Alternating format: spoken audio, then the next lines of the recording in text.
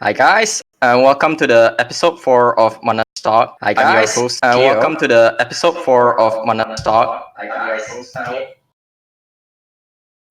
I just heard echoes. Who's echoing? I think that was me, but I think I already fixed it. Yeah. I think okay. Restart. Turn off the stream. Turn it off. Anyway, welcome to episode 4 of ManaSurge Talk. That's a nice. I'm your host, ManaSurge CEO, and we've been away for quite a while, a month. January was a pretty busy month. There's 2 SVOs and Chinese New Year. But we're back better than ever because we have 3 very, very cool guests with us here. If you've followed Competition Shadowverse, you know you guys. Obviously, they are our 3 casters, 2 from Southeast Asia and 1 from the West now. Pam and you. West. Yeah, West. One. West boys.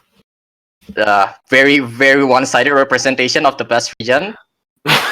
Of course. Oh, hold up. I'm leaving comment.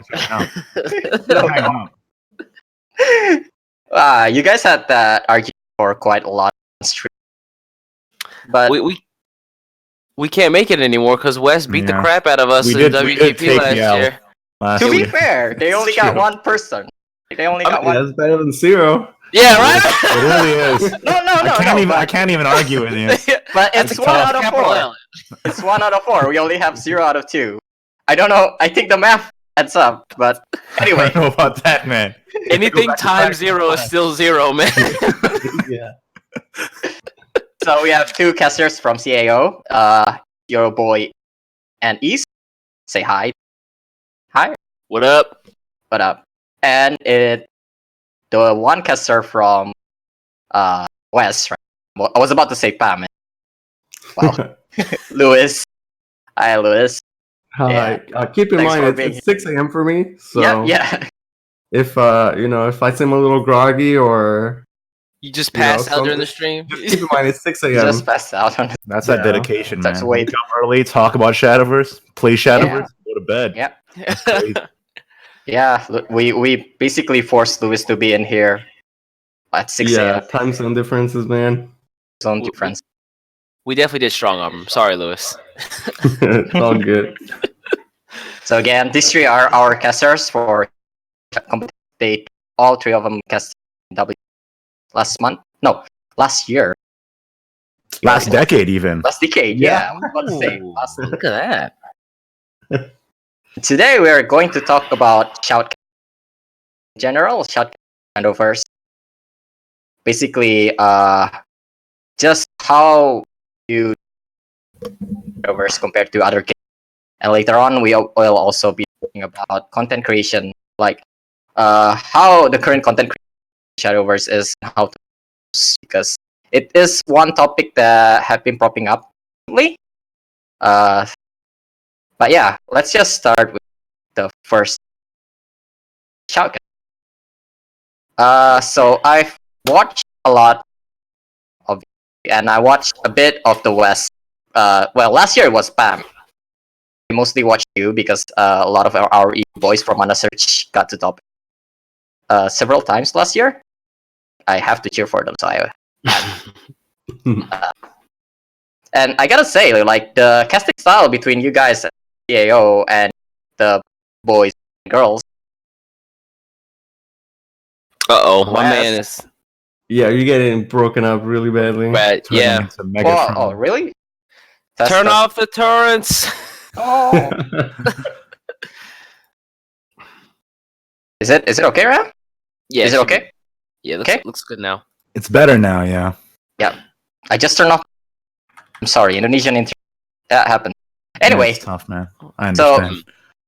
I was talking about how like the style of cast guys, the 2 of you, CAO, and the guys at the West are actually quite different.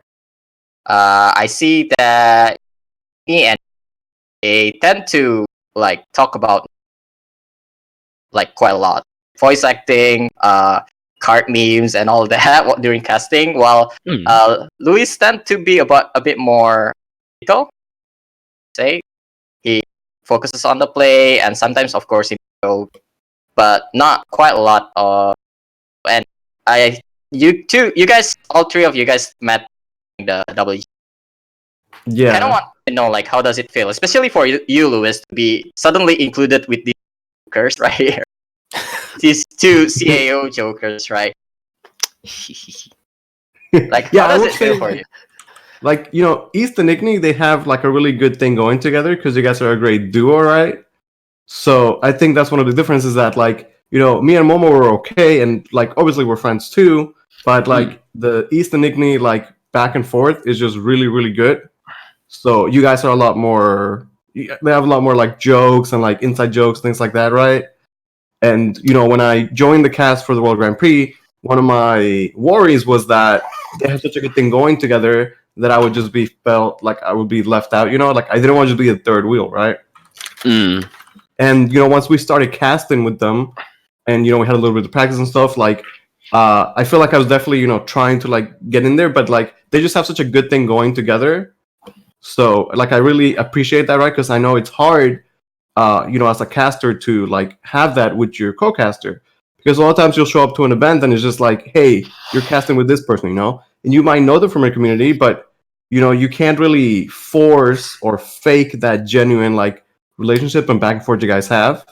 So I think East and Igni have such a good thing going. I look up to them for that, and I hope that when people heard and they saw me cast in World Grand Prix, that I wasn't just like a third wheel, because I think we really did have a good thing going. No, like, I agree with that. I agree with that. And like that's part of the style, right? Like when we cast West, Momo and I will joke here and there, but our jokes are sort of different, right? Like Igni and Reese and East, they roast each other, So like my usual style wouldn't be to roast Momo, but at the World Grand Prix, like I was roasting East because that's what they do, right? So it's like my way to like fit in and like be a part of the group is to like join on their style, right? I gotta say, you adapted pretty well. Yeah, thank you. It's hard, like a lot part of times, of that, like people a part watch of that, the two of them bringing up that helps. That helps. Yeah, like people watch the cast and it's like, oh, like these users have talked about the game, but like there's so much that goes into it, and like it's a lot of difficult things, So maybe it might seem easy for you guys, where you're like, oh, it just looks like a nice smooth show, but if that's the way it seems, it just means that we're doing a good job, and we as the casters work really hard to make that happen, right? And again, East and Igni having that very natural, very chill, very funny relationship is, reason why the Southeast Asia cast is so good. Yep. No, I think that's definitely commendable. It's the fact that you can just kind of pop in. You popped in, you started just to roast me. Like, I think it definitely shows more on the day 2 of WGP. I definitely thought I guess bonded better, if that's the word I want to use. And so that's a really difficult skill, and I don't think a lot of people really appreciate that. Honestly, that's commendable. Like, to just come into literally a foreign land. Also, by the way, guys, Luis behind the scenes was dying. Like my man was sick. So the fact that you probably didn't see him sweat at all is, again, pretty damn commendable. We're actually joking, like, is he actually going to show up, or is he like dead in his hotel bed right now? Like, what happened?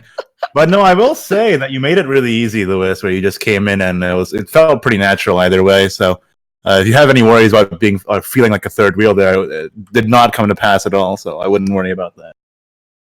I think a lot of it is also just from time. Like East and Igni, you guys have done this together for longer than like Momo and I have, and it just like takes time to build that relationship, right? So even like you said, East, like from the first to the second day in the World Grand Prix, it's already a big difference in how we're working as a trio. Like it just takes a bit of time sometimes, right?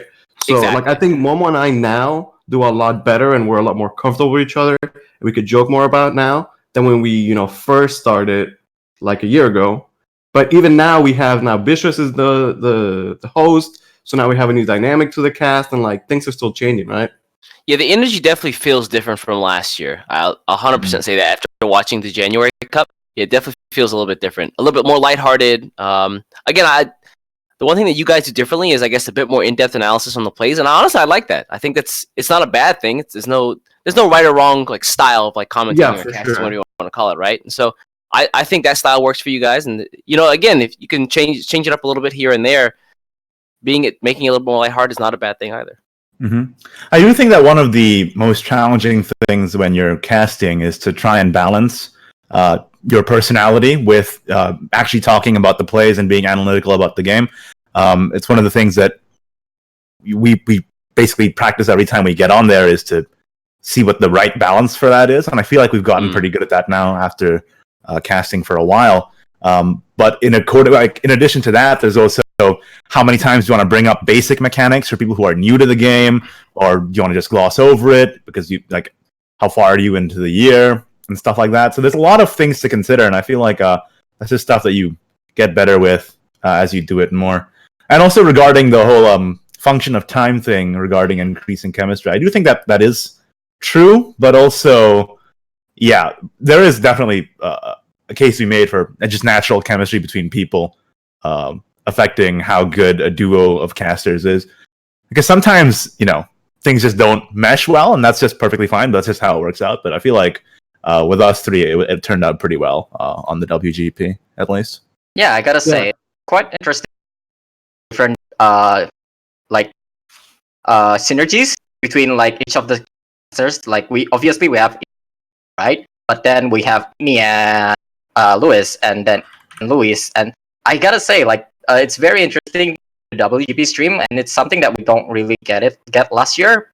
To see that like all of these different combinations, like how they do the cast, which might look a bit similar, but for me, like I really like having. Yeah.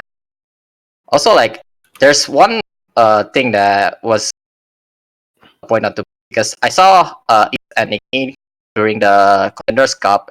Even behind the scene, they're a very, very. They constantly roast each other, right?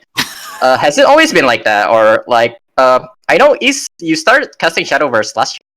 Yeah, that's true. I think it was around this time last year. You know Igni before that? Not at all. We basically came in, we did the first one, and at the very end we were like, that wasn't half bad, was it? We had a really good first meeting, though. So what happened was that East came in before the tournament, and then I volunteered to like take him around a little bit. That's true. I got the location wrong, and then that made me look like an idiot. And I think that endeared me a little bit, to be honest with you. And then from then on, it just became like kind of normal to roast each other after that. You humbled yourself.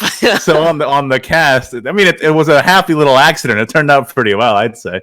But then on the cast, it just ended up being like kind of painless to transition from. Obviously, we got more comfortable with each other over time, but that first day where we just like took the time to just get to kind of understand like the way we speak, if that makes sense, and like who we are. I feel like that helps, honestly, if you have time to just like get to know your co-caster before you get on the cast, and I think that helped a lot. One thing I wanted to bring up that Igni was saying is like your personality, right? So like we're all personalities in the Shadowverse community, right? And like we have our followings, like I have people that watch my stream, right? But when I go to the cast, like I try to be professional, right? And like it's hard to find the balance of like how much of a personality you want to be as opposed to like a professional commentator. One big example is like I have a lot of nicknames for the cards, right? And we went over this with like Peter in Dragon, right? But I have like a lot, so like I will call like Baldane is like Baldoofy to me, and it's like when I go to the cast the SVO, it's like I know that.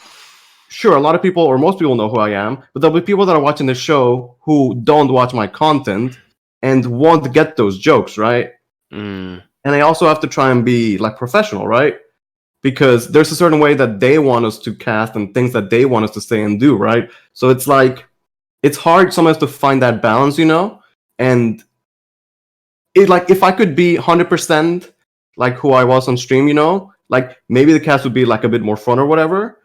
And it's hard to find that like perfect balance, right? Where it's like, obviously I still need to entertain, that's my job, but we need to be like professional about it. I need to reach a wider audience than just the people that watch my stream, just the people that would get those inside jokes, right? Understood. I think that's a good point. Just how to say, also the fact of having a role. I guess let me talk about roles a little bit in just a little bit, but I don't know, you make a really good point. Like, you can't technically be the same person. I don't know if you like that or don't like that. Honestly, I think I understand the necessity of you can't expect that everybody's watching that stream. Like a professional SVO is also going to be people in your stream chat. But yeah, I mean, I hate the fact that sometimes you feel that you have to be more professional because, like you said, it kind of takes away from who you really are as a person. And so you kind of have to find that balance. Maybe I'm just, because I come from fighting games, that was never really a thing. So I always think of something more professional as bad, but that's just a part of my upbringing. But the thing is, like, it depends on the event, right? So, like, for example, if I cast the Panda Global top 8 to Rage, and we're just having a good time with Akamaru, it's not the same as, like, you know, I'm in California and we're casting the SBO, or we're in casting World Grand Prix. Like, it's a different event, right? So we have to be more professional, right? Yeah. No, it's. I call it a necessary evil, but at this stage, I don't even think it's an evil because you kind of have to do it for folks who have never watched your stream. They don't know who the hell Val Doofy is. Yeah, but maybe you can kind of slowly work that sort of thing in, which, in my opinion, is not so bad either. I don't think there's really an exact science to it. I think it's just something that you feel out over time. How much professionalism and, you know, laid back casualness, I guess, that you want to infuse into your cast. I feel like another consideration is just that, like, in important flashpoints, you explain stuff for the newer players. Like, for example, when you're going over deck lists, that's a really big thing, where that's an important place to talk about the basic mechanics for people who are maybe watching a highlight on YouTube, and then they're just catching that first bit, and they don't know the first thing about Shadowverse. Then the first thing they see is you actually explaining the mechanics of the deck and how the deck works, and they have a greater context of the match they're about to watch. So I think that's a pretty good way to inject a bit of the more professional side into it. But when you're actually casting in-game, I feel like generally more personality, I would prefer that on my cast, because I feel like that's more fun, and obviously you want to entertain people. But when a mechanic is, like, really important for the outcome of the game, then maybe you can, like, pause the banter for a second and then take your time to, you know, take like 5 seconds to just quickly explain it and then carry on. I think that's fine. Yeah, one thing I will say, like, for the West cast specifically, is that, like, you know, East and Igni and me, we're all great players, but we're by no means Shadowverse pros, right? So one thing I really appreciate about Momo is that because she's so involved in the team, she's, like, in there when they're scrimming, and she's, like, you know, really involved in the competitive side of things. And that's, like, the serious part of it. But it's great because I can ask her things about, like, hey, you know, what are the competitive players like? How do you guys feel about this? What's this matchup like? Like, it's nice to have that insight from somebody who very much lives in that environment, right? Mm-hmm. Yeah. I think going back to the concept of roles, I think each of us, even in our own, in our own respective regions, we play a different role, right? So you just mentioned there, like, if you really want to get inside the competitive headset or mindset of, like, someone who's playing, you can kind of turn to Momo for that, right? If she wants to take a look at, like, or if you guys want to, like, talk about the analytics, or, like, the analytical part of the game, basically, like how turns should play out, why these effects, why the order of effects matter, that sort of thing. I mean, I'd probably turn to you. Like, there's also something to be said about just being the person who's either A, more informative, or B, more entertaining, and finding your role within that. I think that's what I honestly believe makes a 3-person team so difficult, because usually there's 2 roles, the entertainer and the informative guy. And when you add a 3rd person there, it becomes really difficult to kind of juggle those between the 3 of you. Mm-hmm. You know, but like, when we casted the finals, because the entire time it was, you know, 2 of us, right? Yeah. And I think we had a good thing going. But then when we did the very final game where it's all 3 of us, yeah, at that point it's like, oh, you know what? All rules are out the window. Just throw it out. And go ham! Everybody's lethal. Yeah, considering it's the finals, but that final game was the one that I remember most fondly, and it was probably our best one overall. You know, because it was just like, we're just out there having fun, right? Mm-hmm. But I feel like if you do that the entire cast, it can get a little chaotic, which is why I really like doing that for the final game, and then it ends up being, like, kind of a special occasion in more ways than one. Luis kind of spoiled it, but it was one of the topics. But I guess we'll just jump right into that topic first, because I was going to ask, like, 3 of you, what was your favorite casting Shadow? And I think Luis just spoiled his. Favorite Well, I'd say casting moment. specifically, if I can be more specific, that moment in the grand finals where Jupi is playing the Amatas and he's just getting bodied, and like everybody just assumes the game is over, and then that's like personality. Like that's what I do in my stream. I sit there and I call cards, So I'm like, you know what? If it top decks Divine Smith, then the game would be over, right? And then as soon as he does, East and Igni just go crazy. Like that was my favorite moment. That's definitely a moment that worked. Double grand final. What about you two? Do you guys have any specific moment?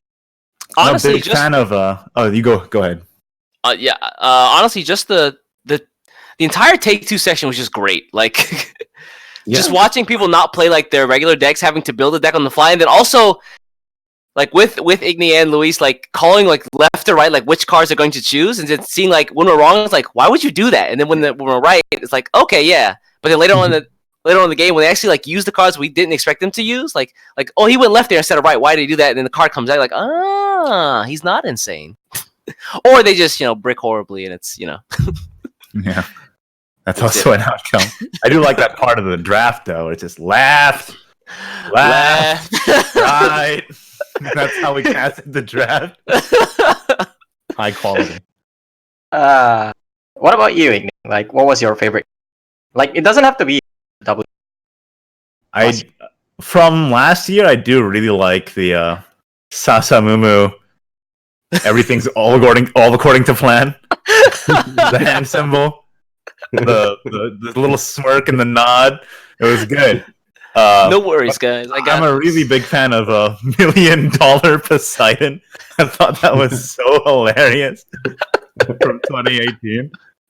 That was amazing. Yeah. Top deck Poseidon, accelerate, prevent damage, win the tournament. So good. Seems like a pretty good day. Yeah, $1 million. I'll take it. WGP is always great for Shadowverse. Like, I don't know why, but we always have like. Oh yeah, WGP. I think WGP. I mean, it makes sense, right? It has the people who played the entire year, the best players on the biggest stage. I mean, in 2017, even we saw Akamara Red's weird Haven deck that he brought to WGP, and somehow he did pretty good with it. And nobody was expecting Heresy's Avatar, if I'm remembering correctly. It's been a while, but man, that was weird. Fang also bring out the Mysteria. That was also very, very, very cool. And one thing that Akamara Red said in 2017 really stuck with me when he was playing Vengeance Blood back in 2017, and he was playing against somebody from another region. I don't remember who, but the player went up to him afterwards and was like, "Yeah, I've never seen a player play this deck that way." And then that's when it hit me that like, well, okay, the people from different regions actually play the decks incredibly differently, and that was like the first time it all kind of clashed together, and then that was like the revelation that people from different regions can really learn from each other just by playing against each other, and that was cool. That was also a moment from competitive that stuck with me. What was it that the contenders last year when Ultras Terra had the what was it? Feather Rush. Yeah, the Feather Rush tech, and people just like went bonkers. Like the next day on Twitter, I saw people in Japan talking about it. Like, hold on a second, this is actually not a bad idea. And so, like, it's to the point where he changed his Twitter bio to "I'm the Feather Rush guy," and then I think he also wrote "I'm the Feather Rush guy" in Japanese on his Twitter bio. Yeah, I'm pretty sure. I feel like he didn't even. Audience. I feel like he didn't use Twitter for that. It just like went to make a Twitter, or either that or just revive the old account, make it the Feather Rush guy. It was like really great. Yeah, man, that guy, that was definitely like just a great play, a great day. Yeah. Oh, I don't think you two like I don't think I talked about it, but before the day, the day we, because I was fighting against Ultras Terra first, right? So I talked about it with saw everyone's deck list when it was published to everyone, and I saw Terra's deck list. Bimas also saw. Called me in the bus while we are going to Kyo, have you seen Stera's list? I think you're gonna beat this guy. Have you seen his deck list? He can do Ephemera, Feather Rush, and High Roll me dead. There's no way that would happen. There's no way that would happen. You know that moment jinxed it. You know that, right? I know. That's the reason why. I know. That's the reason why. You know? I feel like so if you want somebody to blame, I feel like at the moment that Bima called me, like because I was looking at the deck list at the same time, and all I think about is like, oh my god, this guy is gonna high roll me. Like this deck list is like. But Bima starts making fun of it. I'm like, oh my god, I'm gonna lose because of Bima. Although we have to be true to his name. You mean the Challenge Master? Challenge. Right. I can't call him Dima anymore. You literally would on cast. You literally made that challenge for yourself. He DM'd me afterwards, and it's like, Igni, you're the one who cursed me into never drawing into him drawing that Amatas, and I'm like, yeah, I did. I did. You deserve it. Anyway, getting to another topic that I want to bring up like right now, especially because we have East here. I have a theory. Like this is like something that I kind of realized as I watch Igni and East cast in CAO, but I feel like card games, in a sense, if you compare it to other esport, it's very the casting style. I'm specifically talking about the casting style, right? Not the gameplay or anything. I feel like the casting style that card game is very closely related to is fighting game, and it's something that I think about. It's a theory of mine. It's a small theory of mine that I feel like the best way to cast a card game is really close to how you cast a fighting game, and I have some points to prove for this because. Oh, here we go. I will fight you on that. I Right. think it's the complete opposite. Let's go. Yeah. Here we go. So It's a theory. Here we go. Swords out, boys. Where's the video essay? Where's the video essay? in other competitive games, right? It's very rare for a competitive game to be a 1v1 game. That's the one thing that card game and fighting game have exclusively. Other games are usually more team-based, like it's either MOBA or shooting games, FPS, and it's usually only card game and fighting game that is 1v1.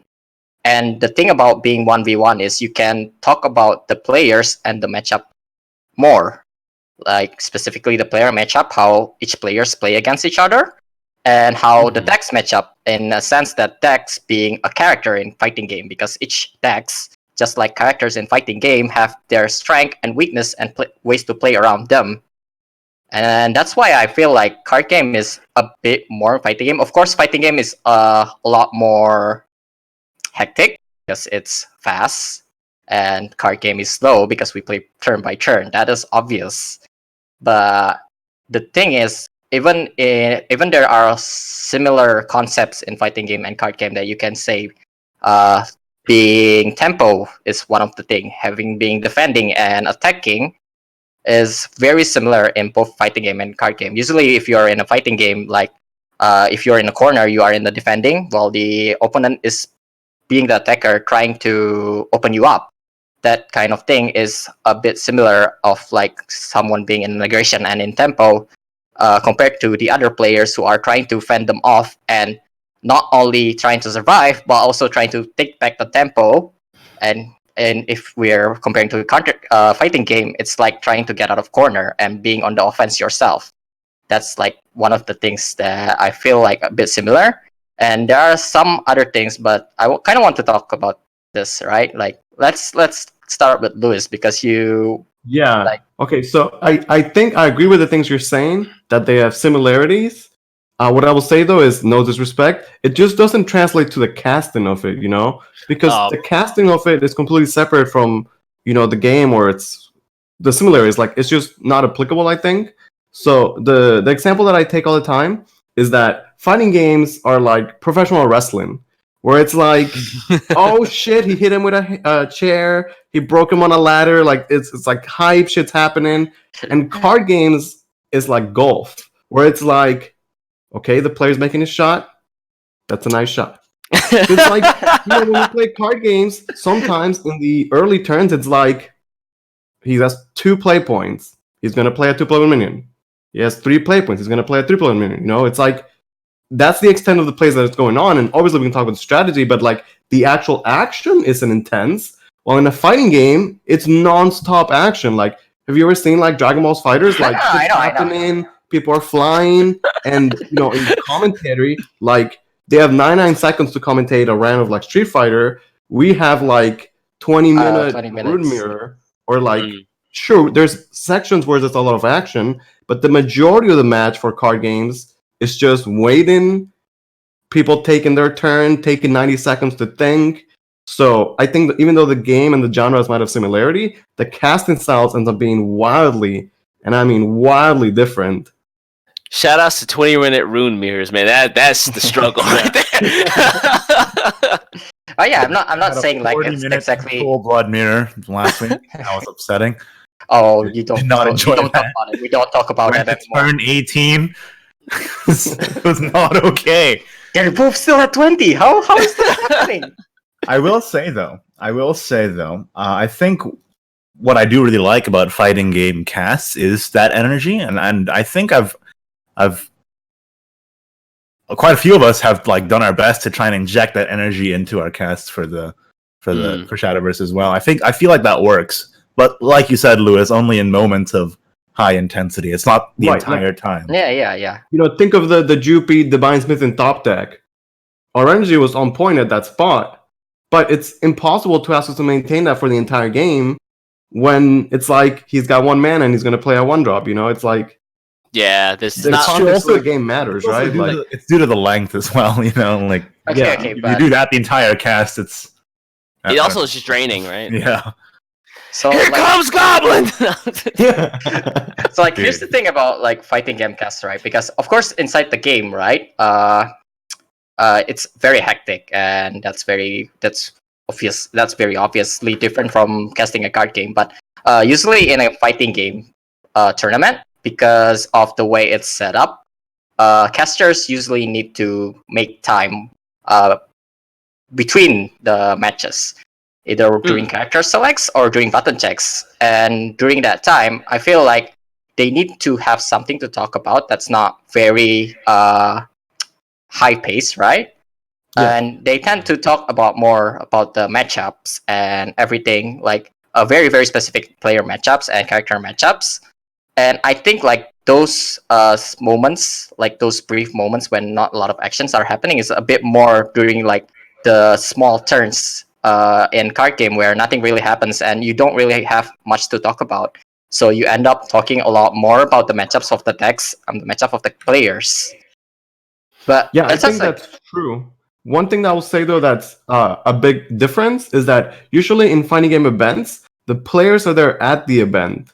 So I don't know if you guys, I don't want to like get too like specific, but like there's players like Punk and Smug who, as players, they're very active, they're very like emotional. So when before the match happens, you could see them and they interact with each other, and that itself becomes content that the commentators can get into. While once we cast the SVO and it's like we're waiting for the matches, or even when the match is going on, it's like the player is just, they're sitting in the room, blank stare, face in the camera, and there's just like zero emotion, So it's like, think of we have different things to work with, right? No, I agree. I think so. I've only started to recently notice this, but there are some parallels, like Kyo said. And one of the things that I've most noticed is when you take a look at when people like Justin Wong or like very analytical seasoned players like actually commentate a fighting game, it is a bit more Shadowverse-y, because when I say Shadowverse, actually I mean card gamey, but they tend to focus on not what is happening, but what will happen, and then plays that people will make. So for example, again, if you ever watch players like Justin Wong commentate, he doesn't do it very often, but if he ever does get on the mic, he's one of those people who can tell you like, okay, he got, for example, Ryu got this knockdown, so he's either going to do this or this. And so you can start to see almost like turns play out. They kind of turnify fighting games. That's really hard to do, and I don't think a lot of people can do that. But I think that's, again, you can't do that for all kinds of, or excuse me, for an entire fighting game stream. Again, it really has to be suited more toward action. Yeah, I think like I agree with you, Kyo. Like, there are those moments where there's a lot of, But I will say that overall, in the grand scheme of things, it's a very different style, casting a fighting game to a card game. Like, And it's just so different. I know, like, if you try to cast, for example, or commentate Street Fighter in the way that you would Shadowverse, you get eaten alive because, like, the games go so fast. By the time you're finished talking about one thing, 4 other things have happened. yeah.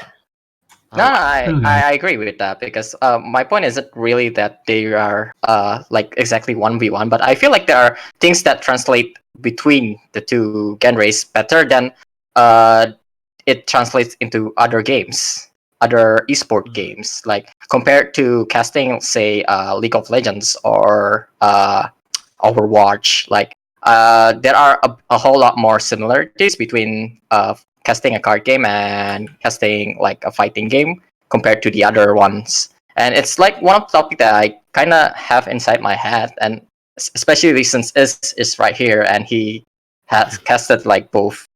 Yeah, I kind of want to hear opinions on that, but it's okay. Like I know that it's very different, but I think like there are things that you can take from fighting games and translate it into card games. Actually, I did the opposite not too long ago. After like playing card games for so long, I just really start to like look at fighting games now and say, okay, he's in this situation, he's got this much meter, the game has these mechanics, these are his options. And so when I take a look at fighting games now, I sometimes do sort of think of almost in a game of resources rather than a game of action. So a little bit of cross-pollination there. That sounds dirty. I feel like that's a good thing, though. You know, just carry on the lessons you learn in one genre to the other. And I feel like that makes sense. And that's exactly how, like I was saying just now, how I've tried to inject a lot of the hype in those moments in Shadowverse as well that I see a lot in the fighting game cast. So I feel like everyone can benefit here. Well, that's like because I watch Japanese cast sometimes, right? Both in fighting games and in card games, and like it's one of the things that I feel that makes me think about it that way. That fighting game and card game are a bit similar because Japanese cast for fighting game and card game are a little bit similar. Like they tend to be slow, and then when the hype moment comes out, they just went up. That's like always what happened in Shadowverse. Like especially like during draws, they tend to be like, oh, what will you draw, and try to build it up. And if the top deck happens, like they just went up, right? If that doesn't, they reset back down. And that's usually like what they happens in a fighting game cast. Like if someone is trying to pressure during the corner, right? They will like try. Will he open it up? Will he open it up? And it's just defending, and it doesn't get open up. They will go up, or if it gets open up, will go up as well. Like, yeah, that's like just kind of one little things that like one thing I will say is that in the card game, it's much more like sort of forced because the hype tends to be in the top deck, right? So 90% of the time, it's like, oh, is he gonna draw the card? He did. It's hype, or it's like he doesn't. I like when it's moments where the hype is not in the top deck. Like I remember very fondly, there was one SVO where he Mars in the finals, and he has like Meisha and Accelerator on the board, and Momo and I are like, could he do it? Like I don't know, like it's a hard deck to play, right? I'm like, does he have lethal or not? And he just starts making plays, and he's like sacrificing artifacts and getting play points, and then the time's running out, and then he gets the Meisha and he wins, and like that's a really hype moment. And I really it was easy to get into because it wasn't just he top decked the card, or like no, he didn't top deck it, And again, that's like the nature of the game, right? Like top decks can be hype, but that can't be all the hype moments that we have in the game, right? Mm-hmm. Again, like a full board clear is also like very hype sometimes. Especially if your hand doesn't look like you can do it. Yeah. Yeah. I think the unforeseen hype moments are definitely, I guess, they're more genuine than the top deck, but yeah. Old school Roach felt like that too, where it's like turn 7, you're like, can you do it? Can you do it? Quick, get the abacus out. Calculation. And then they do it, and you're like, I had no idea he had that many play points, but he did it. Turned away. Yeah, I think fighting games. I'm gonna do my best not to get too gamey on you because this is a card game based podcast. But like the way a lot of modern fighting games are going, they're starting to build, I guess what you would call hype moments within the gameplay. So, for example, if you know anything about Street Fighter, they have crush counters now. So, like, you land a crush counter, like things like that's basically what we call getting the party started. There's another game called Soul Calibur where they have something called lethal hits, where if you fulfill some conditions and you hit an opponent in some certain way, like instead of getting like a normal combo, you get a massive combo, and like the hits like slow the game down, like the camera zooms in, and they kind of build those, I guess, what we would consider a top deck moment. And then the last one would be Guilty Gear. Guilty Gear Strive is coming out, I think, some point this year. And they have the fatal counters. If you haven't seen the fatal counters, if you haven't seen Guilty Gear Strive at all, first off, the game looks beautiful. But the fatal counters, they will zoom in on what's happening, like the moment you get hit. And then in the background, in like these massive white letters across the screen, it says fatal. So, I mean, I guess those, if you want to draw similarities to like the top deck hype moments and I guess the more natural ones, that's probably the place to start. Oh, anyway, I think that's enough of this topic. Like, it's just like some small topic that I want to talk about and bring up. Next, I guess we'll like go away a bit from casting Shadowverse and like the casting topics and talk about like the current content creation scene in Shadowverse, because this is like one of the necessary things that we need to like happen for a competitive scene to grow, right? Because so like. The one thing that is very sad right now is that people are having this opinion that basically streaming Shadowverse isn't a very good thing to do, because you don't get that many viewers, and even if you do, like, it's a very hard thing to do sustainably. And I feel like there are many different factors that comes into this. I think first because people like right now I see some very active streams, Akamaru, Crumpy, like those two comes into mind immediately. Like I know Luis, I think you stream like sometimes. I stream Monday through Friday. It's my job, it's my career. Oh damn! Get him! Just a little bit. Just sometimes. Sorry, I'm sorry. No, it's fine, man. It's cool. Barely do it, you know. Just a little hobby on the side. But there are people who comes into stream, right? And I feel like people there are like right now. Some people are trying to make it for themselves, but they just can't. Like I myself have tried stream once or twice, but I don't know. I can't say I don't know. I kind of know why, but I don't really get that many viewers. Glow, a member of our team, also tried to stream, and he sometimes complains like, "Oh, I tried to stream, but I'm basically streaming to no viewers." It's kind of like it's something that kind of would need to be solved, because I feel like interest in competitive players right now as a personality for streaming isn't that very high. I have a lot of friends that kind of play Shadowverse casually, but they don't usually like know the players, which is really sad, because even recently, especially recently, January Cup was a very, very big surprise for me, because a lot of the names that we see at the end of last year comes back into top 8. In the West, we have Eladrin, and then we have Pain.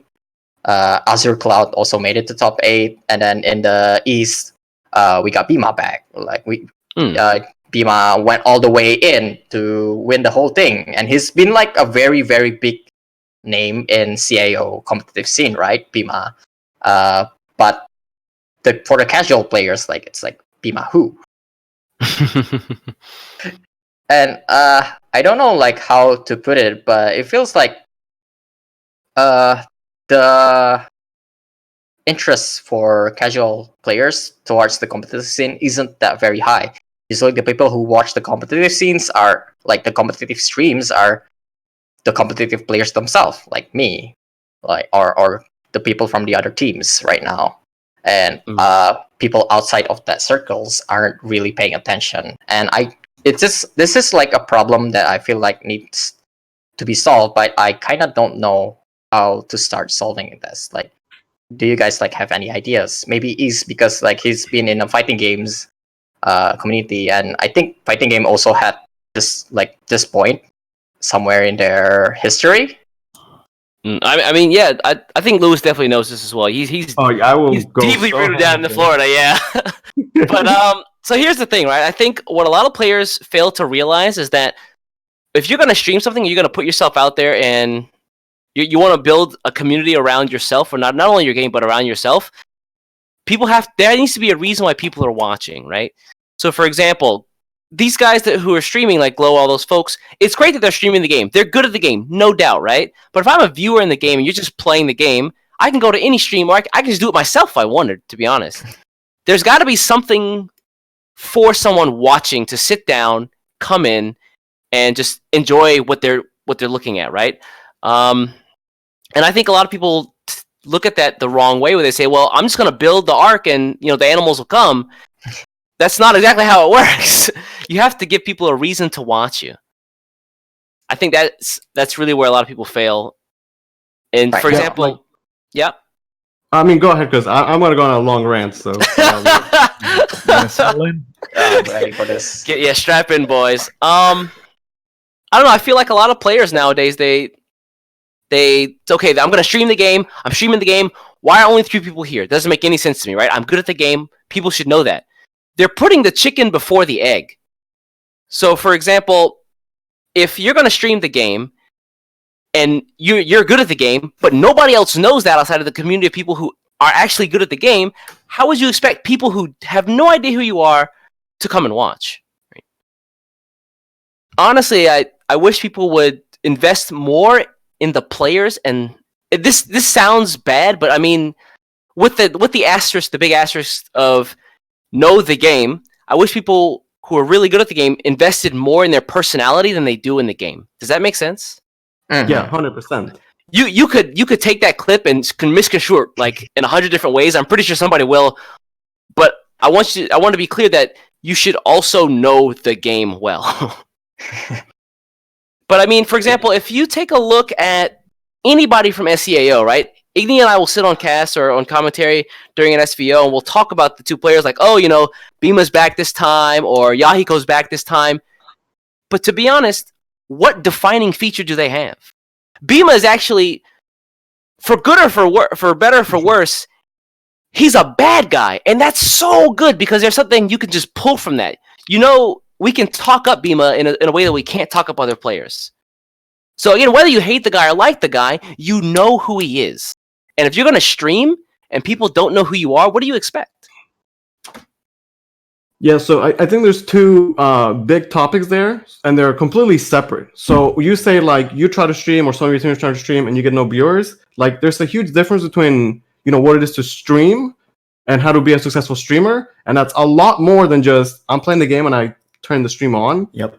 Because being a good player doesn't mean you're a good entertainer. And to be a streamer is to be an entertainer, not a player, right? Mm-hmm. Yeah. So, like, that's its own topic of, like, how to succeed on Twitch, how to grow a following a community. Like, it's a completely different topic than how does the Shadowverse community on Twitch do, where, like, I could be, I'm not trying to sound cocky, but, like, I can see myself either the top or, like, top 3 Shadowverse English streamers. But that means that I can only get, this amount of following or viewers or whatever, which is good, but it is not enough for me to be full-time off of this, even though I am at the top of the Shadowverse Twitch streamers, And I think those are 2 different topics of conversation. And I can go in-depth into both of them or whichever one you want, but I just want to point out, like, they're completely separate things, Yeah. Oh, yeah. I guess I kind of mixed it up a bit. Like, I guess we'll talk about more on the viability of streaming, like for Shadowverse. Yeah, specifically Shadowverse. So it's like, okay, let me just, so we're like on the same page here. Like, so I stream Shadowverse Monday through Friday.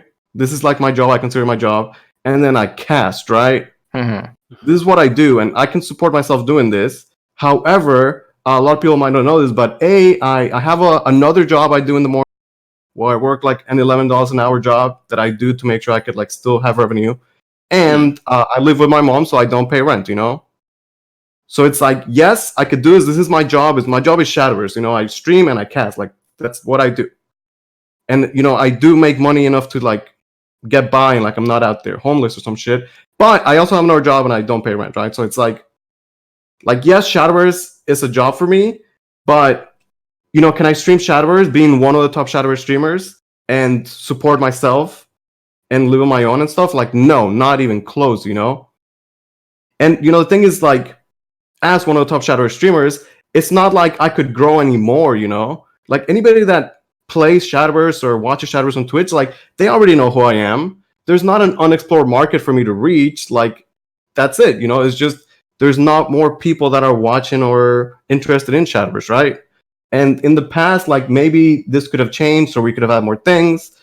But at this point, like, it's not like tomorrow we're going to get an extra 1,000 or 2,000 viewers, Like, the only thing that I think could maybe change things is the Shadowverse anime. And it's like, maybe the Shadowverse anime brings in a whole new wave of people, or maybe it doesn't, and like, that's sort of it. So it's like, I'm really grateful for Shadowverse, and I love Shadowverse, and I'm happy to have gotten to this spot.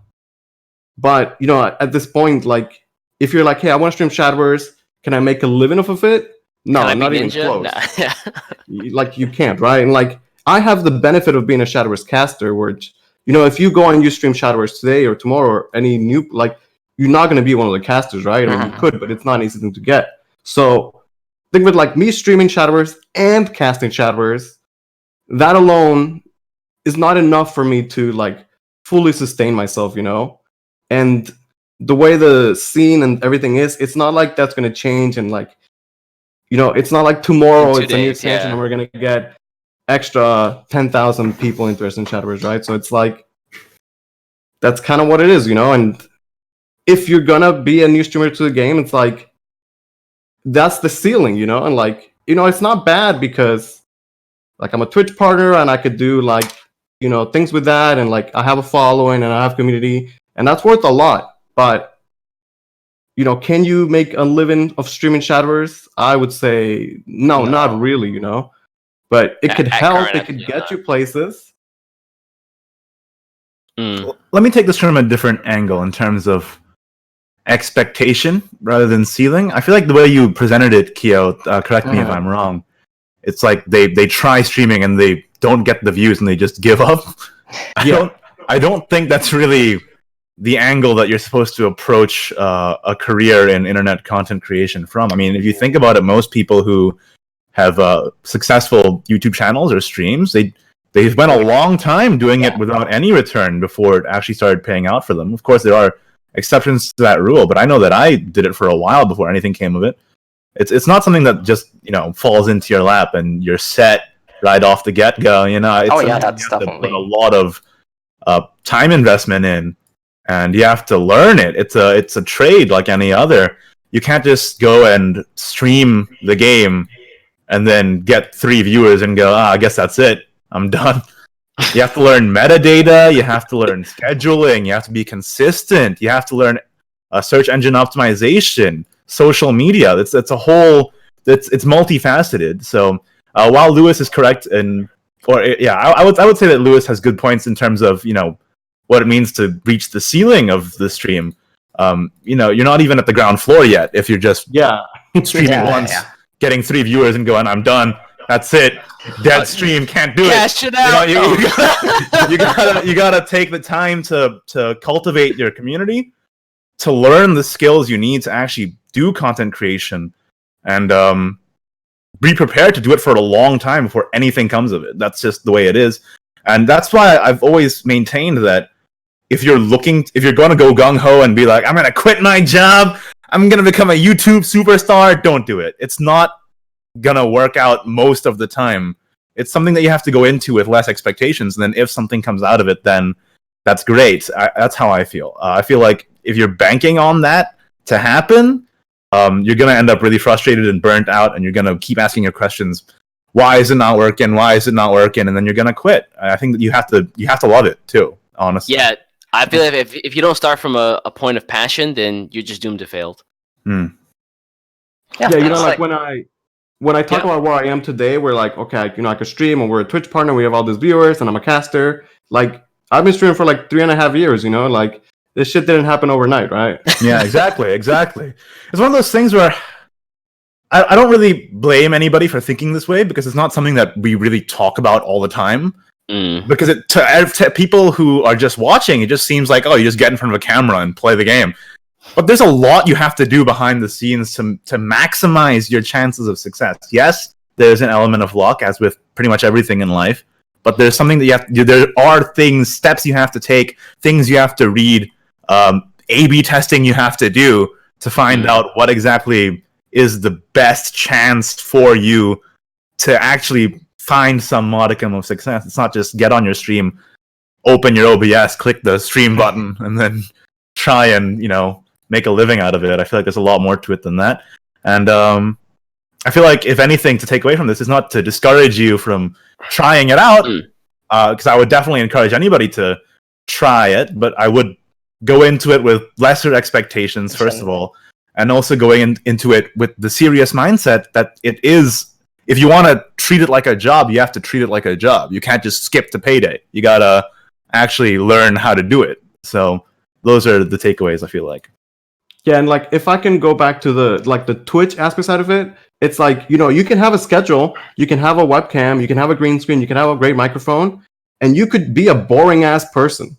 Like, not everybody could be a great streamer, because that's so true. It's true. An entertainer, So a lot of these players, no disrespect to anybody, we're talking about how they're great players, best Shadowverse players in the world, and then they sit in the camera and it's zero emotion and they don't talk and that's an ass stream, So when you stream and you get no viewers and you wonder why, maybe it's because you're not entertaining, it's a big difference, right? Like, to do what I do and entertain people playing Shadowverse for hours at times is not easy. It is not easy at all, Although I will say that is, if you're naturally charismatic, definitely you get a leg up there. But I do think that to some extent that is a skill that can be learned. But if you're not naturally charismatic, then it's not to say don't try. It's just to say you have to put more work in. That's just the way it is. No, 100% understand. How do you fellas feel about increasing the player base? So I think Luis is talking about the ceiling for how much you can get on a Shadowverse stream. I feel like that does kind of relate to the other point that you were making, Kyo, about raising awareness of Shadowverse players. The scenes. I feel like always the subset of people who watch a tournament is, the people who watch a tournament is a subset of the people who are interested in competitive Shadowverse, is a subset of people who play the game in English, is a subset of people who play the game. So you're filtering it down a lot. And that's part of why it feels like such a low population. Another thing, of course, is the fact that I feel like they could do more to publicize tournament events. If you take a look, I don't know if you guys have played the Magic Arena card game on desktop, but right on the front page of the screen, where the main menu would be, there's always a huge banner. Check out this event based off these tournaments. Check out the players' faces are there on the main menu screen. Here's a stream. Check out this stream. Here's an event that happened. Here's a little invitation that's happening right now. I feel like that is something that would be cool. That's one thing. I don't know if you guys have any other ideas on how things could change. I mean, what I would say is that specifically from the Twitch side of things, the game has a natural up and down of viewers where every time there's new cards, there's peaks, right? So if new expansion happens tomorrow, I can get 150, maybe 200 viewers. Great. That's true for YouTube as well. Over expansion, in here. People naturally just get not excited about the game, and then it goes down, and then we'll have an expansion that's a little bump, and we'll go down again, and then big expansion. So it's a very natural thing at this point, and it's I could predict it. It's gonna happen every 3 months. It's there, But it's stable, right? It's we're gonna see more and less. There's not a huge. That's what I was talking about the anime. It's because there's not a huge thing that's happening that's gonna change that, right? And I couldn't even tell you what it would be, right? So the anime is something that's different that's happening. Would it have an effect? I don't know. But to be honest, at this point, I love Shadowverse, but shy of them being here's Shadowverse 2, I don't know how there's gonna be a massive shift in things for us to all of a sudden gain way more players and viewers and things. I don't see how it's gonna happen because it's not gonna happen for no reason. Yeah, people are expecting like Shadowverse to become popular tomorrow. That's definitely not going to happen. I think you bring up some good points, Luis. One of the things I often think about, and I know I'm about to put half the people watching this on YouTube or Twitch or wherever you're watching this to sleep, but you ever watch golf? The answer is probably no, right? But if I say Tiger Woods, you know exactly who I'm talking about. Yep. You ever watch basketball? I watch a bit. So for folks who do or don't watch basketball, like back when Michael Jordan was in his heyday, LeBron James, Kobe Bryant, R.I.P., like were great players, everybody knew who they were. Because Shadowverse is not a team game, you can't expect the team to sell tickets. If you're thinking of player bases like the people coming to watch the game, right? You can't expect the team to sell tickets. So what do you have then? The players. You have to expect the players to sell tickets. And if nobody cares about the players, then you either have to A, make Shadowverse 2, or you have to find a way to make people care about the players. Everyone loves to talk about the decks that are good in rotation or the decks that are not great right now, the tier 3, tier 4, whatever. But no one is, like, if you take a look at the Reddit, that's a great example. No one's talking about the players. I really wish that people would focus more on the personalities. And again, if players who are good want to become, or they want to gain a following on Twitch and become a streamer, make YouTube videos, all that stuff, they need to put themselves out there so people give a damn about who they are. This is kind of what I mean regarding the cues the game can take from other games in the same category, like with that banner thing. Like we have a little box on the left side of the screen that shows current events in Shadowverse, right? You can just put SEAO, PAM events there, community events there. I feel like that could do it wouldn't like make it Just jump put over. my face on it. It would help. Sorry, what was that? I didn't catch that. What'd you say? Technically, they do that for Japanese player. Every time there's Rage Finals, like they would be on the banner. But that's what I mean. I feel like for SCAO and PAM or West, we should be able. We should have that as well on the little sidebar there. I think that would be good. They have you can vote for the Rage, and then you get packs. Mm-hmm. Yeah. Imagine if they had that for SVO, and you could. That's exactly what I'm trying to say. Yeah. Get packs. That's a start, I think. But yeah, I feel like because Cygames knows that like their biggest market is technically Japan, they focus all of their efforts there. I really wish that they would just take 100%. I wish they would just take a little bit of time and effort to just really focus on the West. Even the small things we've talked about here today, I don't think that's backbreaking work for them, and I think it has a far larger return than what any one of us could do or anybody else, just in any random person in the community. The fact that we even have the SBO West and Southeast Asia, it's already pretty big, to be honest, right? Like they don't have to do that. When you look at the player base, like how many West players they have compared to Japanese players and things like that, like to be honest, they don't have to shit, right? And like the fact that we didn't get the SBO at all is very nice. And yet I can't help but feel like it would be nice if they did more too, right? Understood. I think that all of us here want to see the game grow. Yeah. Right? People watching, us talking, everybody wants to see the game grow. And of course, there are things that Cygames could do, and I think there's no debating that. I really do wish that people on our side also just had that same idea of, you know what? Shadowverse is a great game. Here's why it's a great game. Look at this guy who's doing this, or look at this person over here who's doing this. I really wish that people would focus on players. That's kind of the goal that I had this year in interviewing players before and after SVOs. I know I'm super late on the after one. That's because Evo Japan happened and I got scooped up. But yeah, like my focus this year, I don't know about you guys, but it's to focus not on the card games because I think that's easy. I really want to focus on the players.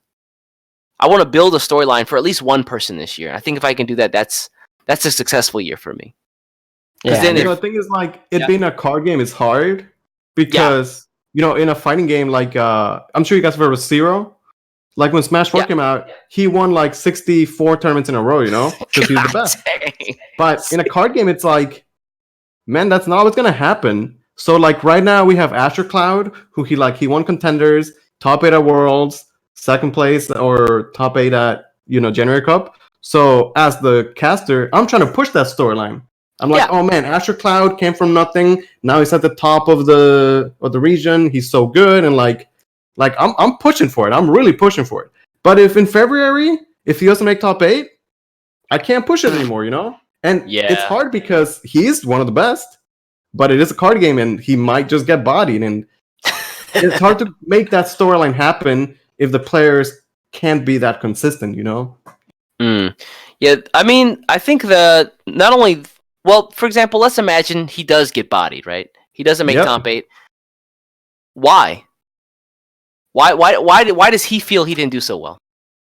Well, yeah, like, don't get me wrong. It's not like if he doesn't get top 8, the storyline ends. Because eventually when he comes back, then it would be the storyline of like, hey, he had a shitty month, he got bodied, it's redemption. It's just, I'm like, in the general side of thing, like, it can be hard to have storylines when we have a Shadowverse top 8 and half the players are unknown, you know? Like that is true. No, I definitely agree with that. But I feel like before tournament and after tournament, it's so easy to say, okay, how did you do? Or excuse me, what are you looking forward for this year or this event? Like, I don't know, what are the current things happening with you in the game? And then after you can take a look and you just build that micro storyline and you can take those and chain those together month after month. Yeah. Yeah. I do appreciate like the things that you are trying to do right now, East. But yeah, I also agree that we as a players, like our competitive players, we need to get ourselves out there. And that's like one of the main reasons why I started this podcast. It's because I want people to like see how these players are outside of the game and how they talk. Because people like Bima and Ultrastera, like they're a very entertaining person. Like they do talk a lot, and like the things that they say and they do in the game, like it's very interesting. And I just want to present it and like more forefront. But I do feel like there's things that we as a player need to be doing to like get ourselves out there. Like it's not really 100% the fault of like side games for not pushing the competitive players. It's also like our own fault for not pushing ourselves, like being out there a whole lot more than we should be. I think everything could improve slightly, and yeah, like Luis was saying, you know, you can't expect it to jump up instantly in a day, but you could have it grow gradually over time, and I think that's what you should hope for anyway, because that's more sustainable growth in the end. It's also more realistic. Yeah. So I feel like if people on all fronts essentially do their part, like it's definitely possible to grow the community. Yeah. Exactly that. I feel like that's right now where a lot of people kind of fall short. Like they're saying, "Oh, why isn't Shadowverse bigger?" Oh yeah, you know, like the community's not so big. Yeah, and honestly, it's like, well, what have you done within the last 30 days to like, you know, put yourself out there to actually like grow the game? And if that answer is 0, then like, who do you have to point the finger at? If you're not going to do something, One thing I'll say is going back to the whole streaming thing is that, you know, me as a Shadowverse streamer, I love to help out Shadowverse streamers. Every time I finish my stream, I always host somebody, you know? And I'm hosting people with like 70 viewers, 80 viewers, 90 viewers. Like, these are big numbers, right? But once I finish my stream and there's nobody that's streaming, it's like, who can I pass it off to, you know? Because when I pass it off to the guy who's playing Shadowverse and he has no camera and he has no viewers and he is not talking, he doesn't have a mic, like, those viewers get wasted, right? Yeah, they I try to help out. I try to help out the other streamers, but if no one else is streaming, then how can I help them out, you know? And like, if we had more people streaming Shadowverse, then we could like, you know, help each other out and help us grow, you know? But I don't know. It's like there's a lot less streamers now than there were back then. Like before, I could stream and then toss it out to Gengar, Mango, other people. Now it's like I finish my stream and it's like, well, no one's streaming Shadowverse, so I'll host my friend that plays Pokemon. And like, I'd rather host a Shadowverse streamer. Really guilt tripping me for not streaming Shadowverse for the past few. I mean, like, Igor, you're established, man. Like, you do your shit, you know? Like, we need other people to, like, rise up. And you're like, man, my friend tried streaming Shadowverse, and after one day of having 0 viewers, he quit. Like, it's like, come on, man. Work, right? You didn't even try. You guys heard that, right? So if you guys want to stream, have Luis here, like, host you guys. If you don't, I will support you guys. I would like, you can come to me if you want to stream Shadowverse. If he doesn't, go bother him on his Twitter or his stream. You know, figure out when Luis is streaming and just stream right after. I I'd love to help people out, but people have to run it themselves, you know? So I just saw a question. What is it? This might have been quite a while ago, but I do want to talk about it. What are you guys' thoughts on current grassroots and competitive events for Shadowverse? Oh, we're jumping into the Q&A segment? Yeah. I guess we East right here is trying to steal my job. Damn, East. Got him! Just took the host seat from him. That's crazy. Oh my god! I know That's this will insane. happen. Hostile takeover. What's I guess going on?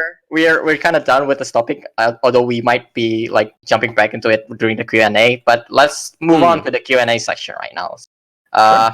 East started off already, right? Oops. I even posted that question because that's the only reason I'm talking about it, because you posted it. Yeah. yeah. So Bas was taken. I don't know if I'm pronouncing this name right. Ask thoughts on current grassroots competitive events and tournaments for SV. I think we had a bit of a conversation about this before. I think at least I know Igni and I did. I'm not sure if Luis was there. I can't remember back that far. 2 months. I'm an old man. But why do people have events on the same weekend as an SVO? That baffles me. That baffles me. I did like, ask why would you do that? I did ask Fantasy Forest about it. Turns out it's just like a scheduling thing. They didn't mean to, I guess, but they. Oh, really? For some reason, they had to have it that day. I don't know. I mean, if it happens last year, like because last year we didn't get a exact schedule until like 1 or 2 months before the actual SVOs. That will make sense. But this year, like we had the whole schedule for at least half of the competitive scene year for the SVO. So there's no reason for that to happen anymore, guys. Yeah, that's I just right off the back, that's not okay. Like, if I may, I think it's the same shit as streaming, where like I used to host the Panda Cup, where it's not like I just have a tournament here play. No, I go out of my way to make it an event. So what happens is I invite players, I put up $100 prize pool, I get R'd, I hype the shit up, and then my Panda Cups had like 300 viewers. I haven't got to like 600 ones. Like, if you put in the effort, you can make a good event. But if you're like, oh, here's a Battle Fi, and we have 5 people playing, and I'm gonna stream at the same time as SBO, and there's no camera, there's no nothing. Like, yeah, no wonder no one's gonna watch or playing that shit, because you got to put in the effort, right? You got to make it be worth it. Nobody knows about it. Well, I don't think I don't think it's like they're not trying though. A lot of these community tournaments are putting streams, and they're going from nothing into trying to become casters. So they're making the first steps, but I do think that it'll take a little bit of time as they get acclimated to the whole thing and get better at it. But like, I do think that they are trying. For people to watch, which is why I always invited players, is that if you're trying to host a tournament for card games, like, again, it's hard when nobody cares about the players. So if I have a whatever community tournament with 8 randoms, like, no one goes to watch it because like no one's invested in those players, you know? So by me inviting players, people were invested in the players and they wanted to watch that, right? So tickets, I look at it as like, I'm trying to put in a show for the people. How can I give the people the best show rather than like, what's a good tournament, you know? I do feel like I agree that people are not putting like the most effort that they will. Like they usually just put like Luis said, put the tournament on the Battlefly and then stream it, and then that's it. Like I would really love to see a lot more VODs on YouTube, because that's like one of the ways that you can kind of expand your community around the tournament by having these VODs and putting it out there and trying to push it out, right? Because I see like most of these tournaments are just tournament start, top 8 stream, and then nobody talks about it. Like there's no VOD, there's nothing. And that's kind of like a problem. Like people are not trying hard enough. Make no mistake, I don't think any person here is trying to dump on people who are doing streams, because at the end of the day, you're doing something more than most folks are, right? So like, if you're actually like doing a tournament, yeah, that's the. It's not easy. Yeah, that's step one. Like there's got to be a couple steps after it. I mean, if people have questions, I mean, I think all 3 of us are happy to answer. So I'm not a TO, but yeah. If I come off harsh or rude, it's only because I care so much, because this is my job, and like I want the scene to grow. It's like I care, you know. So I wish it would be better. I want it to be better. Yeah, I think there are 2 prongs to this argument. One is the player base increase, and I think Luis hits a lot of the bits of the nails on the head there. Get players that people have heard of, right? If Akamar Red's going to be there, like commentating. Potwash is going to be there commentating. Those fill seats, so to speak, right? If we're talking about getting people to watch the stream, those fill seats. At the same time, I think that the grassroots tournaments have there's a lot of chances for people who feel like they're not confident enough or they're not good enough to enter an SVO to work up the courage to do that. I think Iggy and I talked a little bit about this. I think it was actually just last month about grassroots tournaments kind of being the building block or the stepping stone for people who are just getting into the scene or who want to become competitive in the game. To okay, I won this just grassroots tournament. Maybe I am not so bad at this game. Maybe I can compete with like some of the higher level players. I will also say there's a huge value add to grassroots tournaments that aren't really expressed as easily in pure numbers, and that's player investment. I feel like if people play in grassroots tournaments with their friends, they are far, far, far more likely to keep playing Shadowverse than if they didn't. Yeah, I agree. And if they do play those tournaments, then like 3 months, 4 months, 5 months, 6 months down the line, they're way more likely to still be playing the game. Maybe even at a competitive level, if not casually. So that's another reason why I think grassroots tournaments are really, really valuable.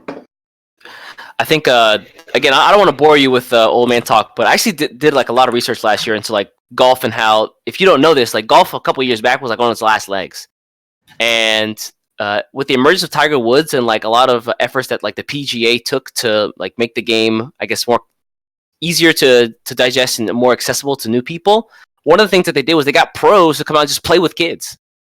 And those kids at those events made friends with other kids in their area, and they're way more likely. And I think some of those people now actually have gone on to win like high school championships or like college championships. Well, you better believe those kids went on to watch the next tournament, if not golfers themselves, right? So yeah, like it doesn't just have to be like, oh, get Akamar Red to cast a tournament. What if the tournament is like, hey, we have players from Dawnbreakers, from Revelation, from ManaSurge, and it's like they're gonna be playing in it. So if you're a new player and you see these people in the SBO and you want to play against them, come join our tournament, right? Like the players playing in there will make it more exciting too, right? Yeah, but you also have to make the effort. You have to reach out to Revelation and be like, "Hey, can we get your guys to play in our tournament?" Like, you got to put in that extra effort, right? Also, can we have a team cup at some point during the year? I really wanted to do a team cup last year, but just time is a hard thing. We do have a lot more time like this year because of the West forming together. So we have one free week every month. Yeah, it would be really nice. That's true. But it would just be nice at the end of the year if we got all the teams together and they played like, I don't know, like a 3-deck no-ban conquest mode where every player of each team only plays a single deck.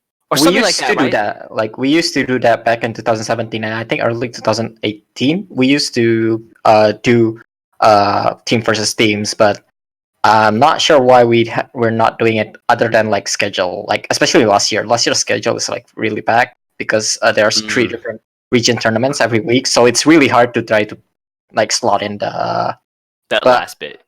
It's also like something that we are talking, like kind of a topic that has been brought up in like my ManaSurge internal chat, so maybe that will happen anytime soon.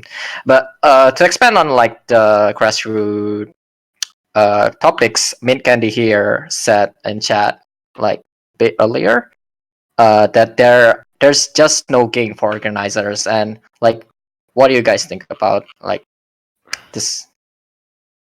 Sorry, can you say it one more time? There's no gain for organizers. There's no gain for. There's no gain for. Again, if you want something to grow, you can't expect. It's not like going to McDonald's, getting a job, and getting paid $9.50 an hour, right? Like, if your goal or your dream is to like start making money in esports or content creation, there's some part of that in the beginning where you just have to accept 0 as the number, right? You have to love it. Yeah, you have to. If it's not if you're not passionate about it, you're going to give up really easily. And yeah, like I really don't know what you can expect if you're like, okay, day 1, I want $100 an hour or I'm out of here. Like just quit. That's a through line for a lot of this. That's true for streaming. That's true for YouTube. That's true for pretty much any content creation. If you want to grow something online, you have to. Even for the competitive players, if you're gonna play pro, like It's not like you're gonna enter SBO, you lose once, and you're like, oh, I didn't win. No, it takes time, right? Yeah. All these things take a lot of time. Yeah, I mean, you just have to. Yeah, I guess Lewis just hit the nail on the head. I don't think I can put that any better. Mm-hmm. So I guess we'll move on to the next question then. Bima asks, let's talk about how Cygames investment in Tempo Storm hasn't amounted to much, if anything. Ooh. Can I get the history lesson on this one? I actually didn't know that happened. I heard this one from Bima, but he's basically saying that Cygames is like trying to push Tempo Storm to be the face of the basically West competitive scenes and like West Shadowverse, and they're like really investing into it.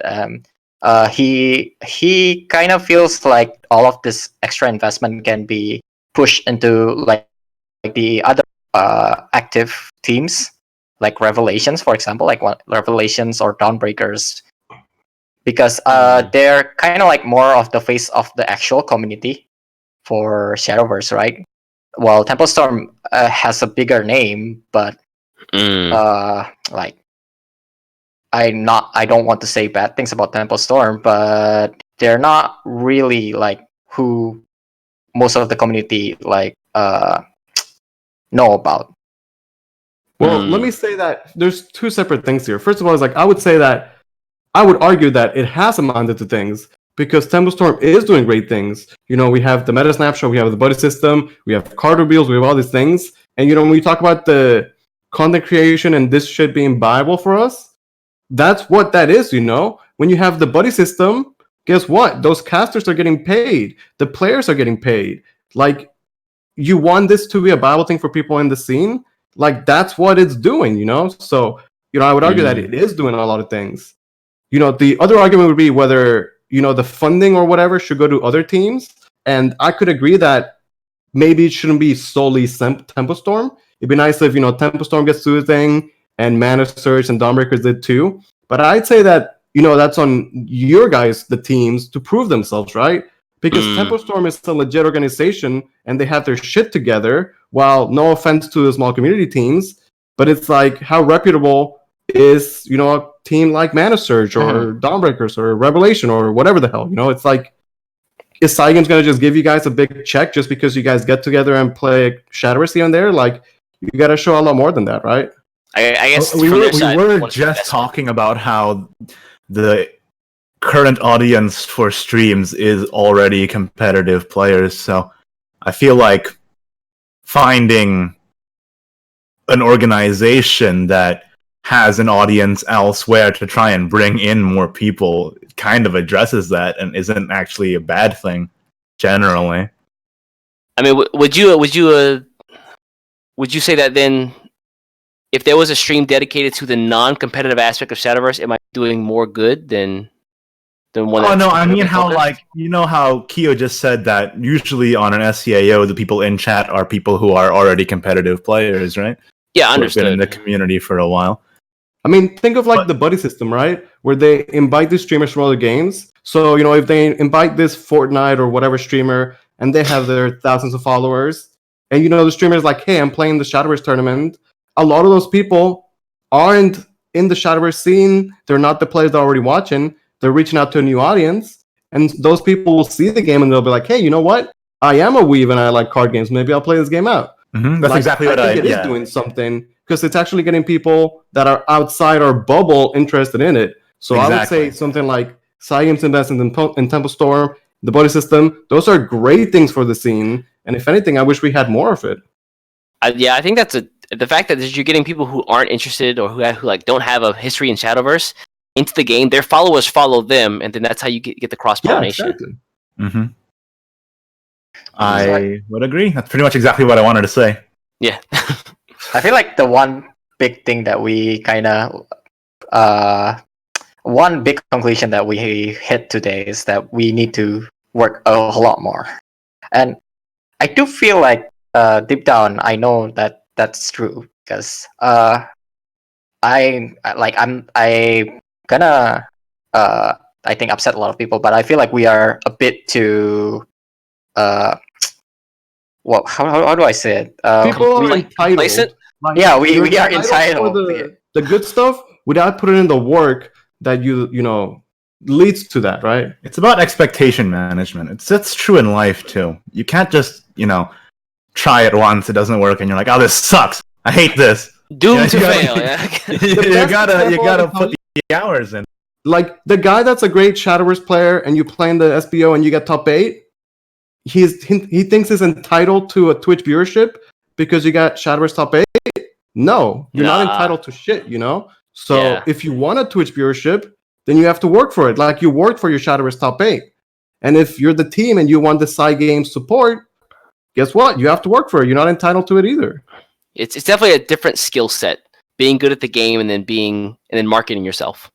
Mhm. Or your team in this case. Mhm. Okay, I guess we'll move on to the next question. We have some a little bit more. This one's a little interesting. Justin asks, I know that Luis travels for every SVO, but how far do East and Igni travel to cast?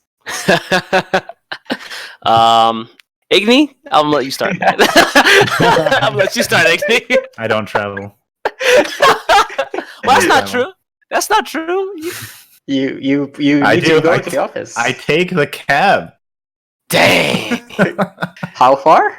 The question is how far? Let's not talk about that.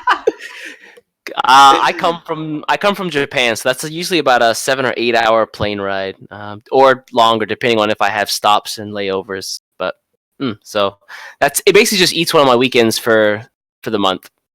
Didn't your flight get worse recently?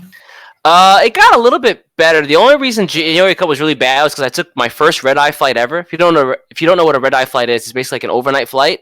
And I thought it'd be really easy because I could just like fall asleep and whatever. I wake up and I'm in SEO, and it's not the case.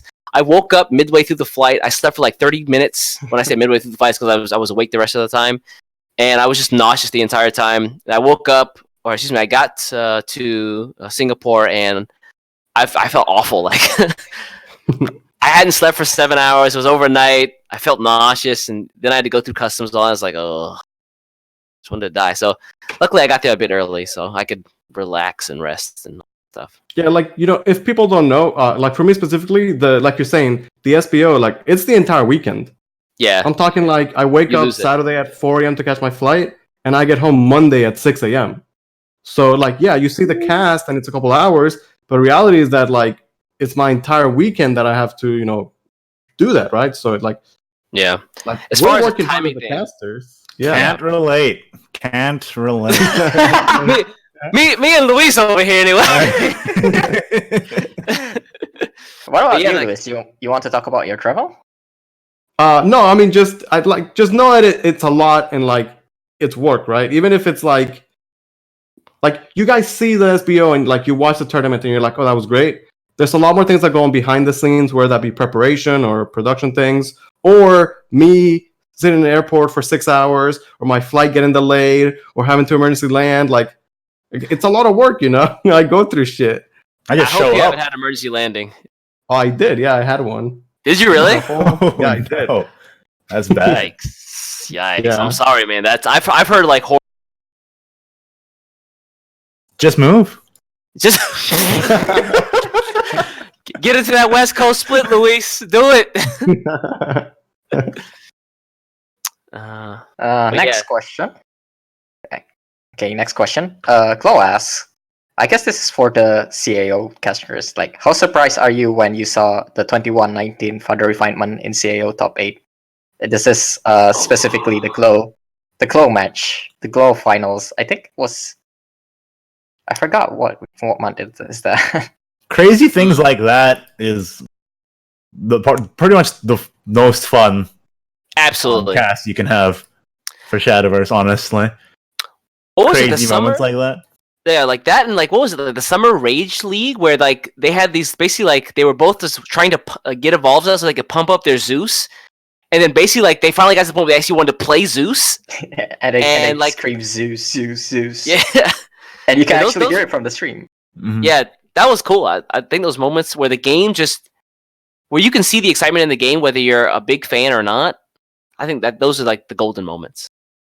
And just way back in the day too, with like Aegis test of strength that just went on forever. And it's like, who's gonna come out on top of this one?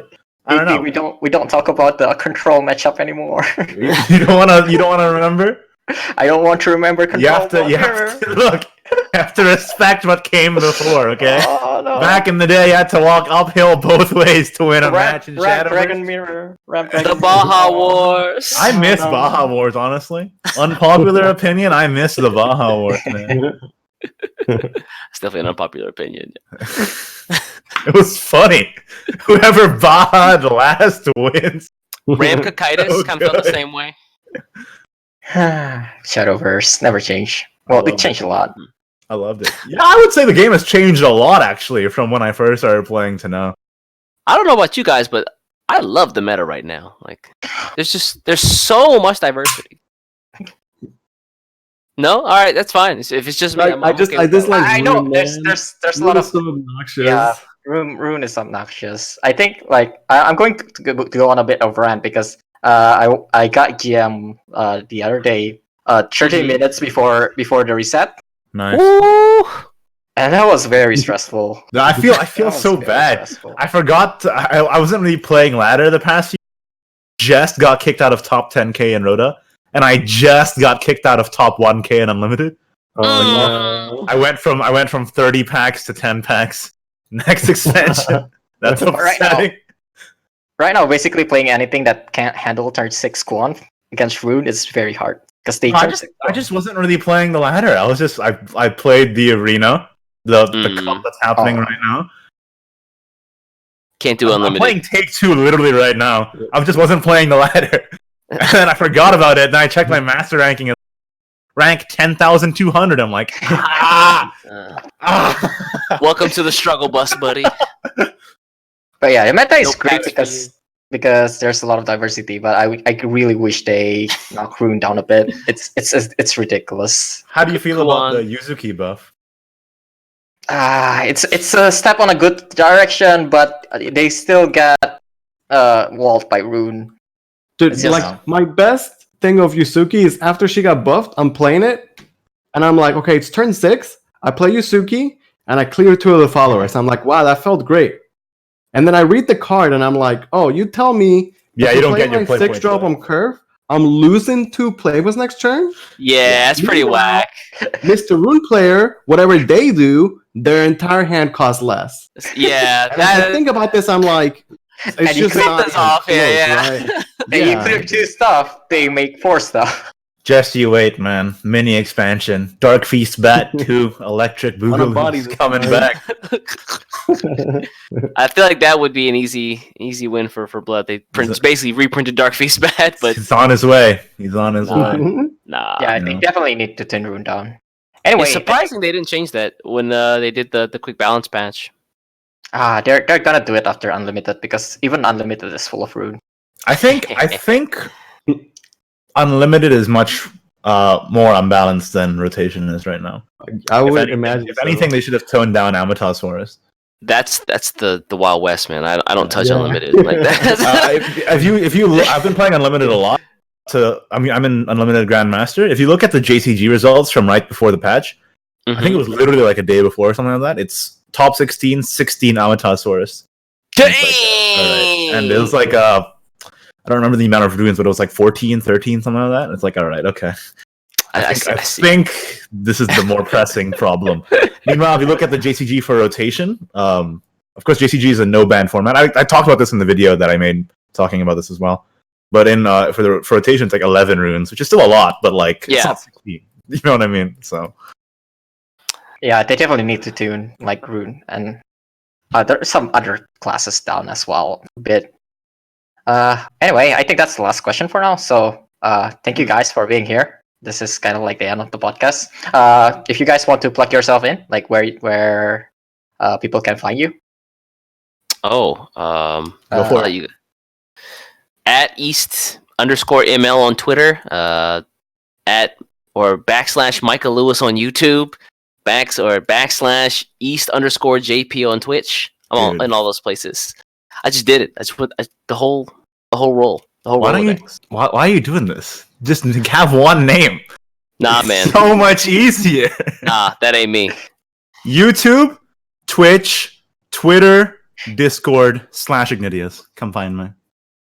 Yeah, I'm the same thing. YouTube, Twitter, Twitch, Discord /Luisthepanda. I stream Monday to Friday at 3 p.m. East, and I will say that I'm like dead serious about this. Like, if you guys want to stream Shadowverse, you guys want to get into it, and you need help, you're like, hey, what can I do? How can I be more entertaining? What am I missing? Like, please feel free to reach out to me. I would love to help out and help the community. I would love to, help people. East, please change your URLs. For God's sake. It's like you guys had like urban planning, and I was just like Japan, where I just like threw buildings up. Like, yep, this is gonna stick. Wait, consequence of non-urban planning. You notice that this is gonna be a long-standing problem. Solve it now. Next podcast you're on, you're gonna have the same issue. I'm just gonna throw them up. Just put them up in the comments. I need someone to put the links up in the comments for me. Mm-hmm. Much appreciated to that person. Anyway, I will say one other thing, actually. If you do want to be a content creator, the Reddit Shadowverse, they've recently opened up a content creator channel at my behest. I told them to.